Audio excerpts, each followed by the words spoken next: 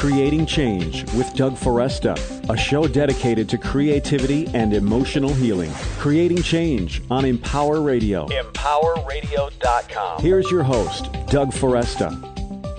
Hello, everyone. Welcome to Creating Change with Doug Foresta. This is your host, Doug Foresta, and I'm very excited to have with me today Marc Allen, who is will be talking about his book. We'll be talking about his book, The Magical Path: Creating the Life of Your Dreams in a World That Works for All. And I'll say a little bit about Marc Allen. We'll bring him right on. But I just want to say that we're only going to be able to touch just sort of the tip of the iceberg of this book called The Magical Path: Creating a Life of Your Dreams in a World That Works for All. But I really do think that you'll get a lot out of, for all of you that are looking to create change and positive change in your life, that you'll get a lot out of today's episode. So just to say a little bit, Marc Allen is an internationally renowned seminar leader, entrepreneur, author, and composer. He co-founded New World Library with Shakti Gawain in 1977 and has guided the company as president and publisher from small startup to its current position as a major player in the independent publishing world. He leads seminars in Northern California and offers online teleseminars that reach people all over the world, and we'll talk a little bit about that later. He's written several books, including The Greatest Secret of All, The Millionaire Course, Visionary Business, and others. He's also recorded several albums of original music, including Breathe, Petals, Quiet Moments, Solo Flight, and his latest, Awakening. And for more information, you can visit www.marcallen.com, www.marcallen.com, marcallen.com, and also www.newworldlibrary.com. Marc Allen, thanks so much for joining me today. Thank you, Doug. So maybe we could start. I'm sorry, go ahead. No, it sounds so impressive when you read out all that stuff. It has, all that stuff's been done over many years, because I am actually very lazy and undisciplined. We were talking about that a little before the start of the show. I think, for someone who's lazy and undisciplined, you certainly have accomplished a lot. Yeah, it adds up over the years. It's true in writing a book too. I mean, I am lazy. I don't do mornings. I don't do Mondays. I don't write every day at all. I just write occasionally, but it adds up. If you write even a page a week, you got, in 2 years you got a book or something.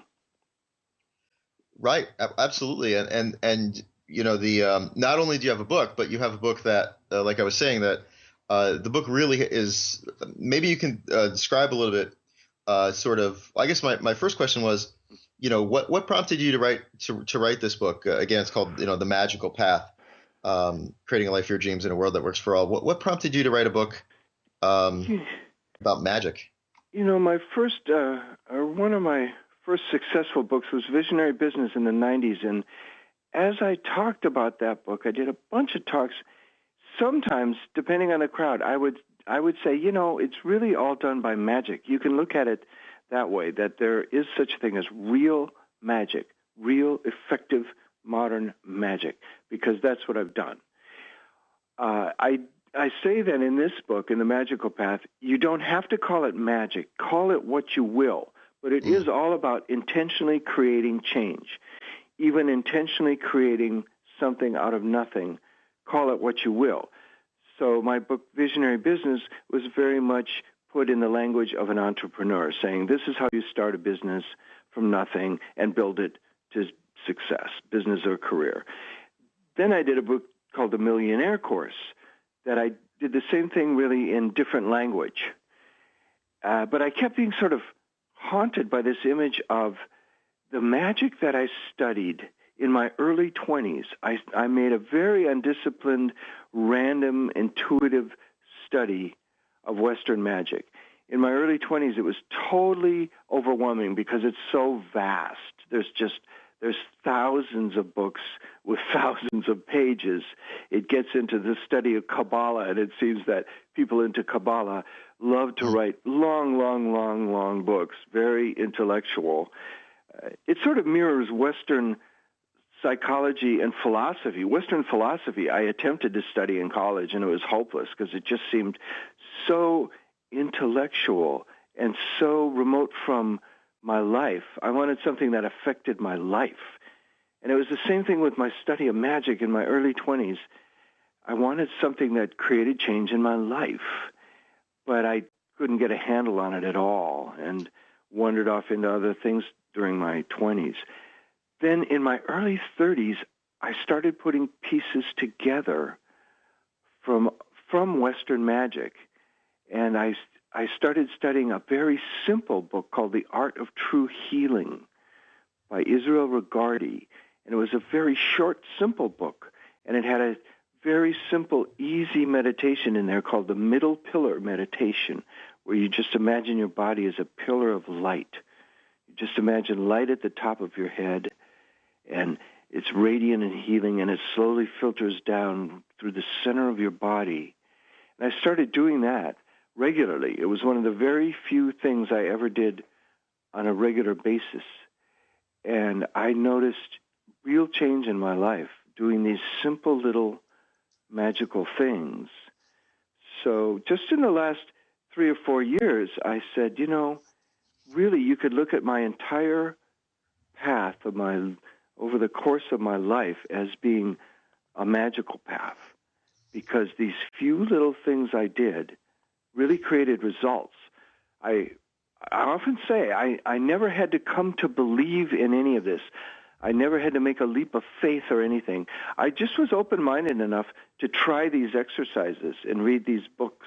So I tried magic in my early 20s. I tried Zen. I tried Tibetan Buddhism. I looked at Christianity in depth, trying to find the mystical aspects of that. I tried all kinds of things. And I think it was all very, very helpful. But the most direct, simplest thing I did, I came to believe, was the Western magic, the very simple affirmations, prayers, meditations of Western magic. And so over the last 3-4 years, I started doing some talks about it, and then a book just emerged. I did a series of teleseminars called The Magical Path, and a book emerged out of that. I had to blog for it's great. This is a great thing for writers like me who are lazy. Commit yourself to a teleseminar that you have to send people a blog for, and because the blog became the rough draft of every chapter.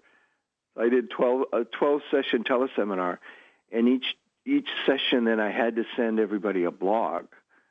So that became my rough draft. And from that, That's the book brilliant. it almost wrote itself. And when you say it almost wrote itself, sort of one of the things I connected with in terms of just in my own creative practices is the idea of, magic sort of being like, when you look at, I don't know if you have the experience with the book, but like when you look at the end of creating something and you say, there's something like I created that, but somehow it was more like that sort of manifest itself. Like there were forces working through me, or that idea of that there's something, it's sort of that idea that, it's sort of, the people say the book wrote itself, or, the painting painted itself in some way. Yes. Even Michelangelo, would look at that block of David and Right. block of marble, and he saw David in there. It's so true. I have this great quote on my wall. It was from my little Zen calendar that Workman publishes, just a Zen quote for a day. And one day they had a quote from Jean Cocteau, the artist and poet and director of the 20s and 30s in Europe. Jean Cocteau, he said, "The poet doesn't invent, he listens." And I put that up on my wall because I said, yes, that's it. Whether it's poetry or the writing I'm doing in a book or the music I write or all the good stuff, you don't sit down and just invent it and say, I'm going to do this now. You get into a relaxed state of mind and you listen. Most of my poetry comes at night as I'm wandering around the house, because at night my more active mind slows down and I let thought go for periods of time. And then into that space floats these ideas. And that was true of much of this book. Once I got the framework there, I just would relax and these ideas would float along. Oh, I have to include this. I have to include that. Much of the book was written at 3 a.m. I would wake up out of a sleep. Then I know a book is really working, and I know it's good, because the stuff that comes drifting along at 3 a.m., is beautiful writing, and if I do say so myself, I mean, I never have to edit that kind of writing. It's coming from a much deeper place. Yeah. Yeah, you actually, I wanted to talk about that because I wanted to make sure that we covered that, because there's something really beautiful. You talk about sort of that you always try to share the essence of what you know, and that in a way, this book, in every page of the book is the essence of what you know. And so I was wondering if you could share what is, share that, the essence. Yes, even every talk I said, and even every interview like this, I'm committed to really try to get down to the essence of what I know. And just before this talk, I was wandering around. I did my little morning meditation I talk about in the book, where I just walk out in the sun, let all thought go, feel light filter through, and then I always like to thank the universe for something that I haven't thanked him for, come up with something new. So I thank the universe for this interview. And then I just ask for guidance. And every morning I get guidance. When you ask, you shall receive. And in a way, that is an essential practice, and that reflects the essence of what I know. From there, I started thinking, through my 20s, I wandered around searching, looking out there for the answers. Then the day I turned 30, I dared dream my ideal scene. I have this little exercise where when I turned 30, I started putting pieces together of what I learned through my 20s. But it didn't work for 5 years, and it didn't work because I was still looking out there. I started a company with no knowledge of business, so I was still looking to other people for answers and guidance. I needed help and all this. And it took about 5 years. Right about when I was 35, I changed my list of affirmations that I make and carry around with me. I talk about in the book the simple thing I did when I was 30. I dared dream my ideal scene, imagining 5 years had passed and everything had gone as well as I could imagine the day I turned 30. From that, and I put that in writing. Then I made a list of goals. Then I rewrote them as affirmations. So one of my first goals was I now have a wonderful, successful publishing company cruising along. And it took about 5 years till about 35. And as I remember, I think it was then that I changed that first goal as affirmation to, I am now guided by Spirit every moment, doing God's will.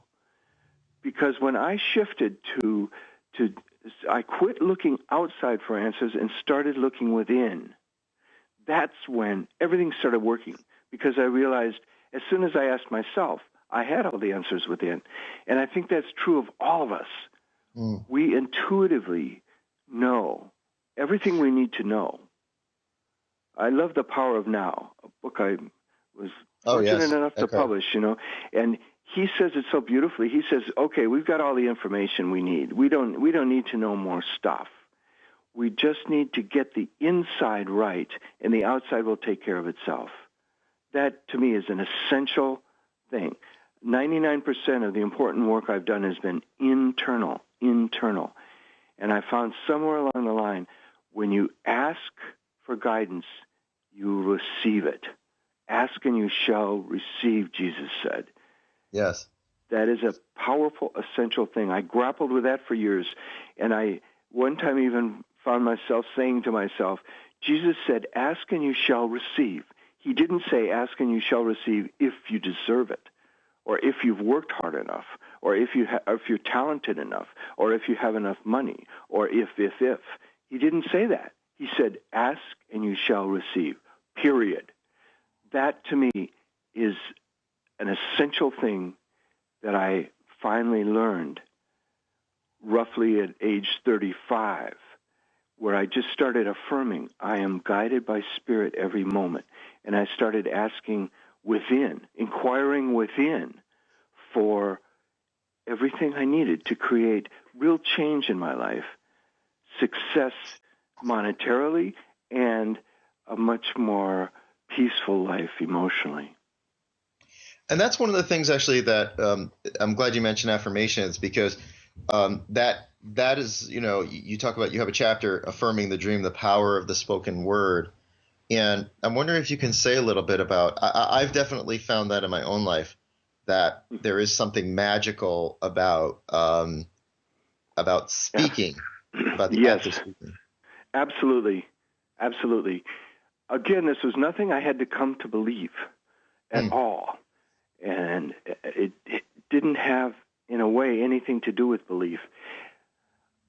I remember when I was 15, I saw Hamlet. And I'll never forget it. I'll never forget seeing Hamlet say to Horatio near the end, "There is far more in heaven and earth, Horatio, than is dreamt of in your philosophy." And I had this sort of aha moment.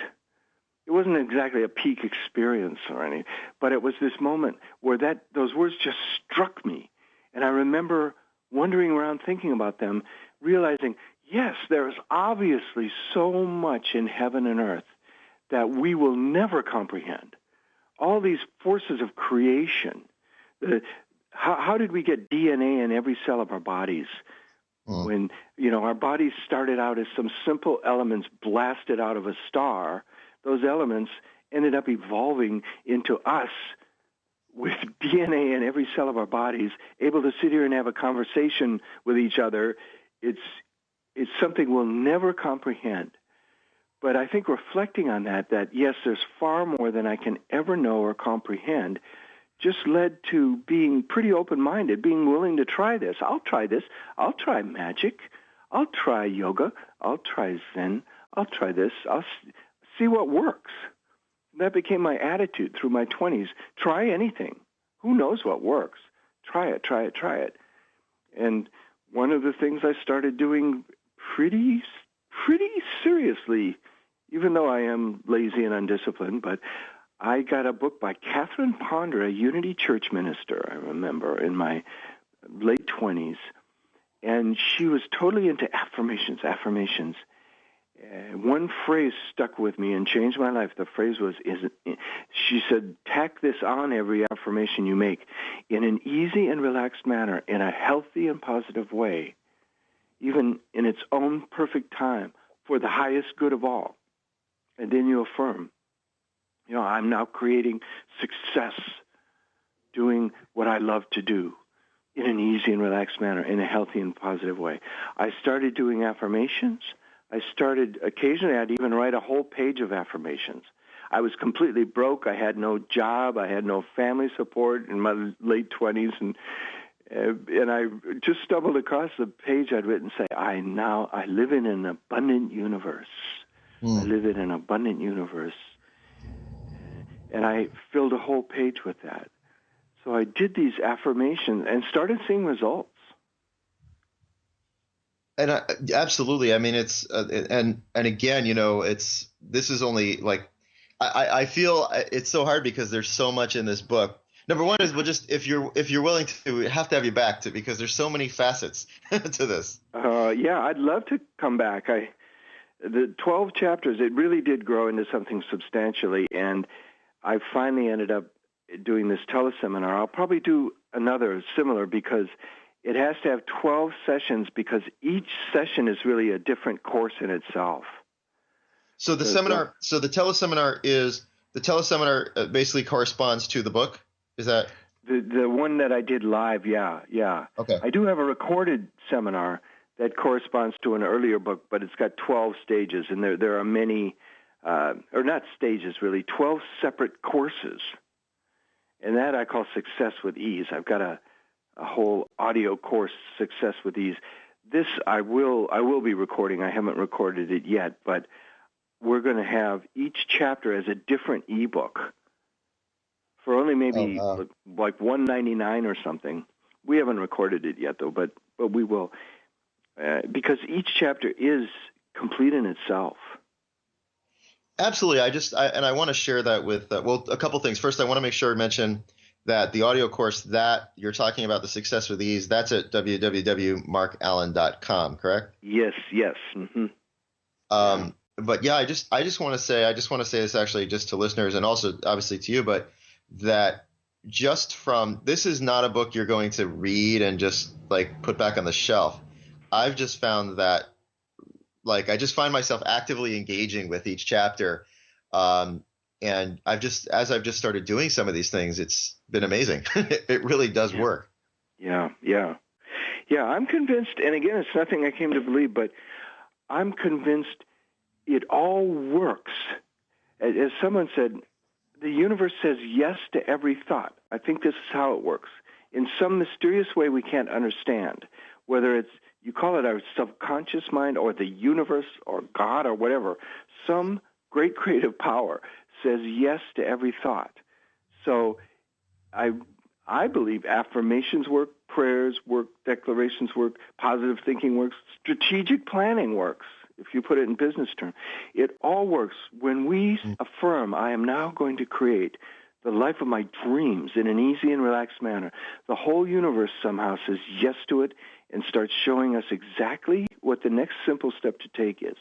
However, the problem is, if our next thought is, oh, but it's so hard, so few people succeed, the universe says yes to that thought too. So, oh, yes, okay, it's hard it'll be hard for you. It'll be hard for you, right? It'll be hard. In fact, I'll show you how hard it is. In fact, it's going to get a lot harder with that thought. So really, it does just get down to another essential thing is it's something Buddha said, it's something James Allen said in his great book, As You Think or As a Man Thinketh, coming out of England, so whatever tradition it comes out of. But basically, an essential thing is that our lives of today are simply accumulation of all our thoughts of yesterday. Our lives of tomorrow are the result of our thoughts of today. So if we let go of those limiting thoughts, those thoughts that it's so hard. I just did a talk at a bookstore. The first question the woman said, oh, but it's so hard. It's such a struggle. Those two words popped out of her first two sentences. What shall I do? And I said, well, first thing is quit saying it's so hard. Quit saying it's a struggle. Right. You're affirming that it's hard for you and that it's a struggle for you right there. That's a negative affirmation. So quit saying that. Start saying in an easy and relaxed manner, in a healthy and positive way, I am being guided. I am being shown exactly how to make this all work. That's right. It's like we create. One essential way to put it is there's just dare to dream. Dare to dream what you really want to do, doing what you love, and then ask for the guidance. Ask to be shown over and over what the next step is. Yeah. Well, I want to make sure too. It's so beautiful. I thank you so much for the way you put it. It's just so it just really resonates for me. I just want to make sure too that we have a few minutes remaining just to say that you also are going to be doing some live seminars, right, in California? Yes. Yes. They're on my website. A Thursday night, November 8th, and a Saturday day-long, a Marc Allen day-long. It starts at 1 and wraps up at 5:30 on November 10th. I am doing live seminars. And watch the website. I'll also be doing more teleconferences and things over the website. I'm doing a Skype interview. Oh, wow. Next, that's coming up soon. That is Wednesday. No, Tuesday, tomorrow. Tomorrow I'm doing a Skype interview at Shindig at 3 o'clock. So they can go to Shindig, yeah. So Shindig, then go to Shindig? Shindig, right, at 3 o'clock Pacific time. So that would be 6 Eastern. Okay. Well, Marc Allen, thank you so much for joining me today. I really would love to have you back because there's your work is so rich and there's so much to, like I said, it's like we scratched the tiniest bit of the tip of an iceberg, Right. I would love to be on anytime, Doug. I love your show, and sure, give me a call. I love talking about this book, so anytime. Thank you. Thank you so much, Marc Allen. The book is The Magical Path, Creating the Life of Your Dreams in a World That Works for All. Thank you so much. So thank you everyone again for joining me on Creating Change. I also want to just encourage you to as well like the new Facebook page that we have for the show. You can go to www.facebook.com. Creating Change with Doug, I believe, is the URL, or you can just go to Facebook and put in Creating Change with Doug. And so I definitely encourage you to check that out. We're going to have more. We're going to continue the conversation over there. If you have questions or you have comments about the show, that's a great place to share them. I'll also be sharing some podcasts on there and video and blog and all kinds of stuff. So looking forward to connecting with you that way. Thanks everyone again for listening to the show. As always, if you'd like to reach me or you'd like to be a guest on the show, feel free to reach out you can reach me at doug@douglasforesta.com. And thanks again, everyone at Empower for making the show possible. And look forward to, we'll have some more great guests coming up. And I definitely encourage you to check out www.marcallen.com and to get the book, The Magical Path, Creating the Life of Your Dreams in a World That Works for All. Until then, remember, keep creating. The world needs your gifts. Take care, everyone. This is Doug Foresta at Creating Change.